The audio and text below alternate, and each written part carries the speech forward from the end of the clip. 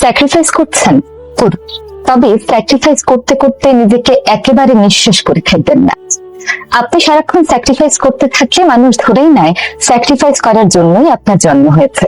আপনিও যে মানুষ, আপনারও যে মান, অভিমান, সুখ দুঃখ থাকতে পারে, মানুষ এটা ভুলেই যায়। মনে করে আপনাকে মনে হয় কেয়ার না করলেও চলে।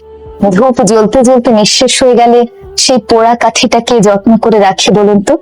যতক্ষণ সুগন্ধ ততক্ষণ তার দাম। সুগন্ধ ফুরিয়ে গেলে মানুষ বরং নতুন ধূপ নিয়ে আসে। যে মানুষটার জন্য আপনি এত কিছু করলেন, সেও কিন্তু কেটে পড়েছে। ভেবে দেখুন, তার কাছে কিন্তু আপনি খুব বেশি কিছু আশা করেন, তবু সামান্য কৃতজ্ঞতা বোধটুকু পর্যন্ত সে আপনাকে দেখাতে পারে। তাহলে কেন নিজেকে নিঃশেষ করে আর কতদিন অন্যের কথা ভাববেন? এবার একটু নিজের কথা ভাবুন। দেখুন, আপনি যদি নিজেকে হরিণ লুটের মতো সবার মাঝে বিলিয়ে দেন, তাহলে মানুষ আপনাকে ওই হরিণ লুটের বাতাসা মনে করেই লুটে দেবে। আপনার কথা কে চিন্তা করবে?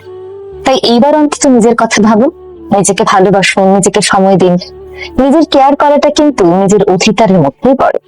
যে নিজেকে ভালোবাসতে পারে না, সে অন্য কেউ ভালোবাসতে পারে না।